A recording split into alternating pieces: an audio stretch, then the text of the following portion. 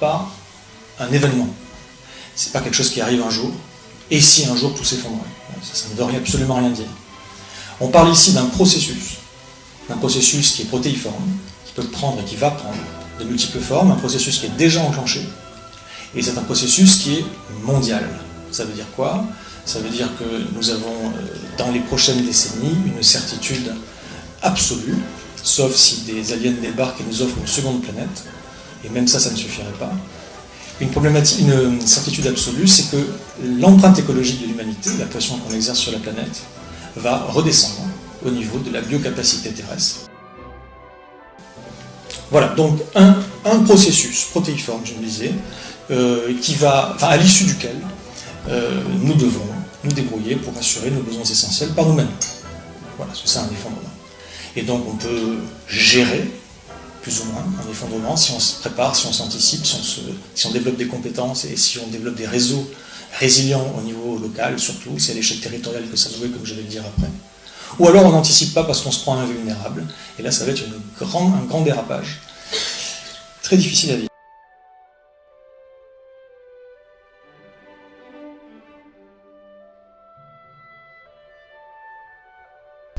Une personne avec une petite famille, poussant, qui invite d'autres personnes, d'autres familles, jusqu'à avoir un groupe uni, conscient, de 50 à 100 personnes, qui va depuis les tout jeunes enfants jusqu'aux personnes les plus âgées. C'est le moment de trouver le terrain. Vous êtes parti pour 4 années, pendant lesquelles vous allez construire la nouvelle civilisation.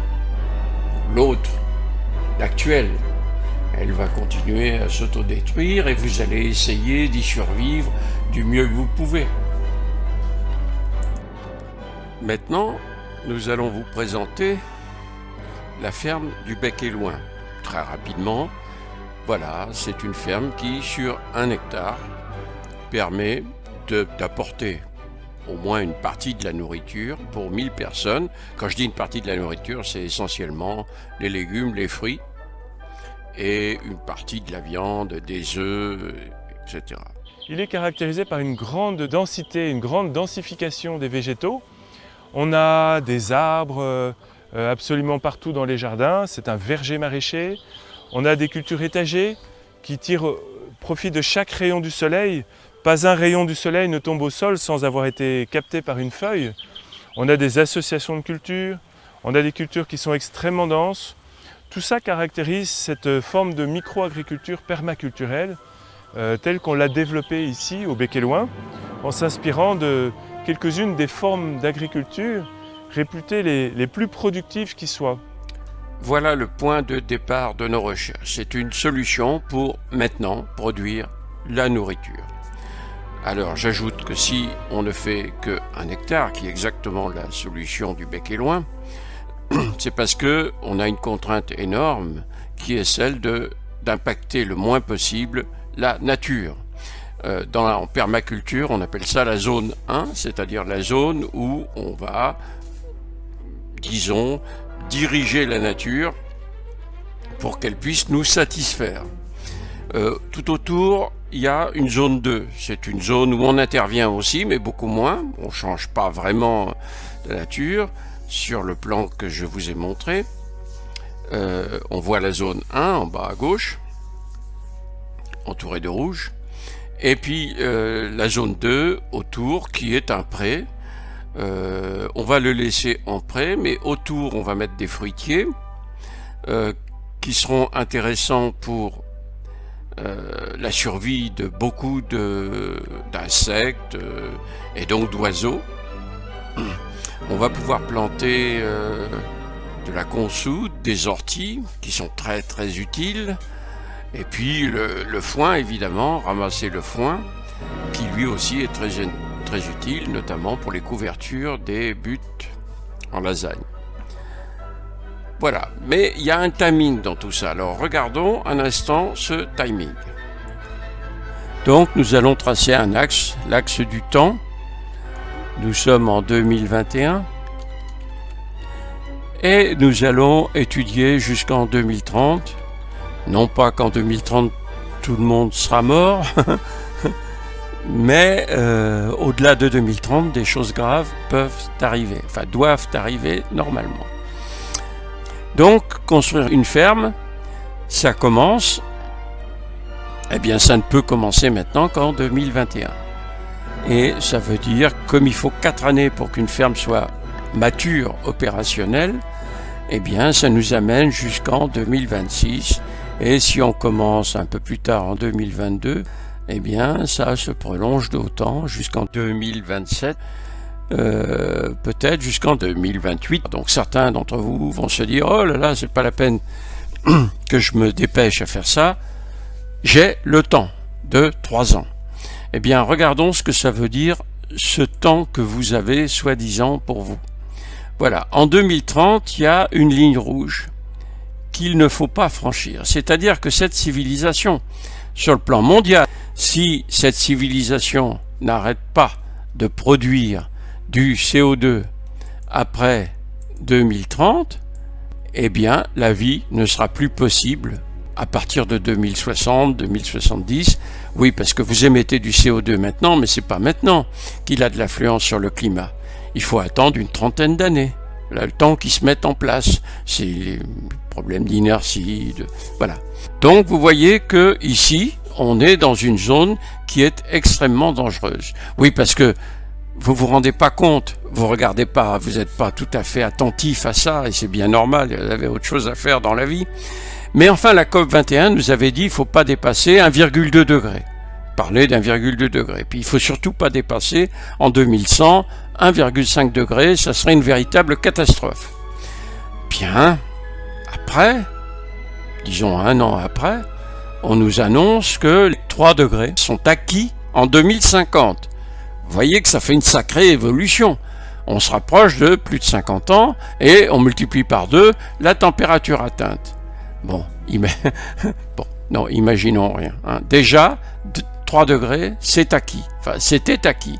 Parce que maintenant, on est déjà plus de 3 degrés. Pour diverses choses, parce que ces 3 degrés, on n'avait pas prévu que le permafrost fonde à une telle vitesse, n'est-ce pas? On pensait que ça serait influent à partir de 2100.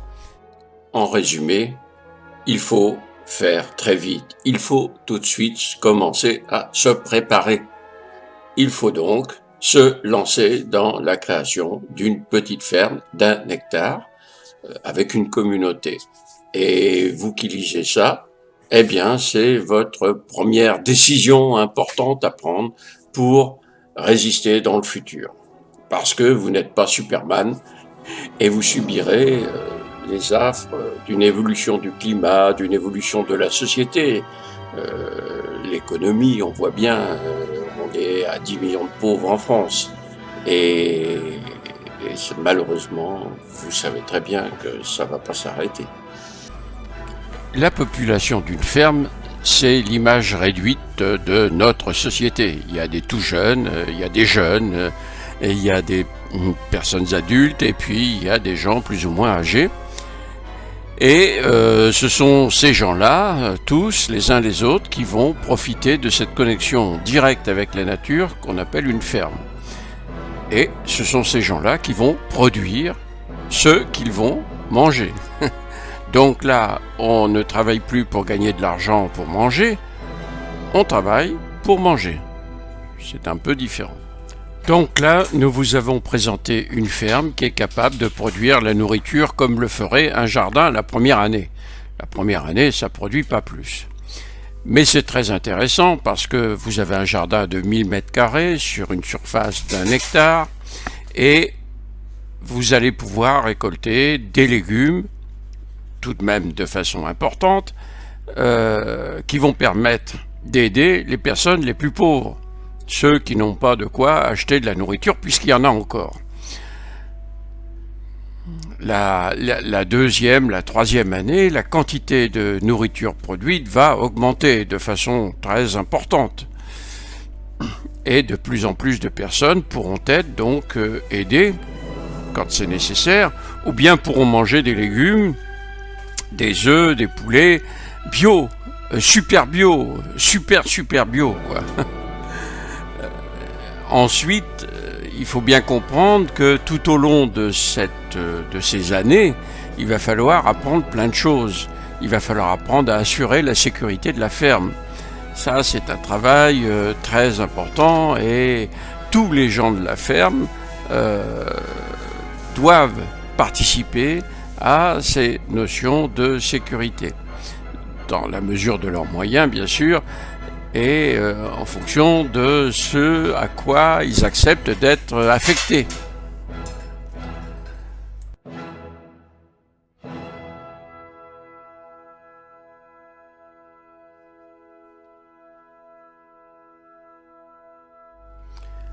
Les fermes sont organisées en 2 niveaux. Je viens de vous présenter une ferme, mais il faut savoir qu'une ferme ne peut pas vivre toute seule. Une ferme produit ce qui permet aux humains de vivre, aux fermiers de vivre, c'est-à-dire l'eau, la nourriture, les soins. Il y a 2 infirmières sur une ferme, sur chaque ferme. Bon, les fermes sont spécialisées dans des choses, par exemple la production des herbes médicinales. Alors voilà, c'est une spécialisation et donc elle va livrer sa production à une ferme qui va transformer ces plantes médicinales en médicaments, par exemple. Voilà, chaque ferme a comme ça une spécialité qui sont traitées par 20, 30 personnes. Alors, on peut représenter ça, voilà des fermes qui sont représentées autour de Melun. Vous voyez, les fermes ne se touchent pas.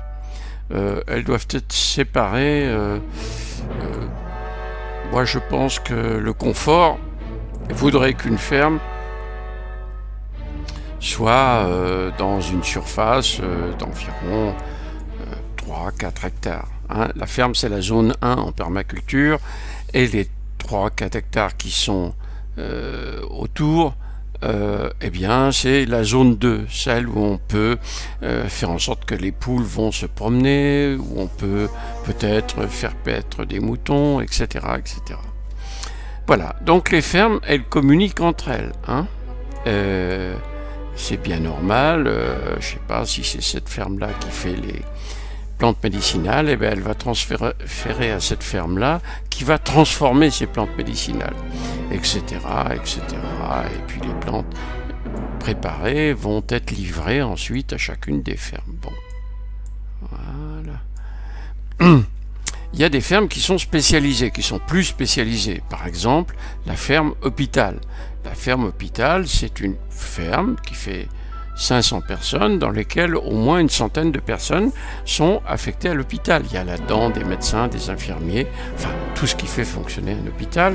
Et puis certaines personnes des fermes environnantes pourront venir travailler quand c'est leur tour dans la ferme. Il y a une ferme université. Il y a des fermes eh bien, je sais pas, élevage de grands animaux, etc., etc. Et puis, là, on voit quelque chose de local. Alors, localement, comme ça, une quarantaine de fermes, ça va constituer un domaine. Vous voyez, 40 fermes, ça fait 20 000 habitants. Donc, dans 20 000 habitants, on peut déjà produire beaucoup de choses qui permettent aux gens de vivre. Mais par exemple, le cuir, eh bien, il faudra avoir 3 ou 4 domaines pour avoir une ferme qui soit spécialisée dans la production du cuir. Et puis, il y a d'autres problèmes, comme ceux, par exemple, de la production du sel. Le sel, ça ne se produit pas à Melun, n'est-ce pas? Ça se produit sur le bord de la mer. Donc, il y a des fermes sur le bord de la mer qui seront spécialisées dans la production du sel. C'est normal, hein? Et donc, il va falloir transporter le sel depuis le bord de la mer jusqu'à Melun, jusque dans les fermes de Melun. Il faut savoir qu'on aura besoin de beaucoup de sel. Je sais bien qu'il ne faut pas manger trop de sel. Chaque fois que je dis ça, on me dit non, mais le sel, c'est pas bon pour la santé. Oui, mais le sel, ça permet de faire des conserves, par exemple. Hein. La lactofermentation, ça nécessite quand même beaucoup de sel, étant donné qu'on aura pas mal de conserves, ne serait-ce que pour assurer la sécurité alimentaire des fermes. Donc, vous voyez, il y a plein de problèmes comme ça qui sont connectés les uns aux autres, et c'est ce travail que nous avons fait pendant des mois, des années même. Voilà. Il y a un autre aspect qui me semble important et que je souhaiterais dire, c'est le fait que je vous ai montré comment fonctionnait une ferme. Mais en fait, c'est maintenant ça. La ferme, maintenant, elle fonctionnera comme ça. Le problème, c'est pas tout à fait celui-là que nous avons en 2030. On aura largement dépassé les 2 degrés d'augmentation moyenne de la température sur Terre, c'est-à-dire que l'été, on va atteindre allègrement les 45 degrés et plus pendant peut-être 5-6 jours. Il va falloir se protéger de la chaleur. Bon, voilà, c'est les problèmes que nous avons étudiés et je vous assure qu'il y a encore beaucoup de choses à étudier. Et puis, d'un point de vue écologique, ce type de micro-ferme permaculturelle est extrêmement intéressant parce qu'on tire la quintessence des services écosystémiques. Il ne faut pas croire que parce qu'on décide de se passer de pétrole, on se passe d'énergie, pas du tout.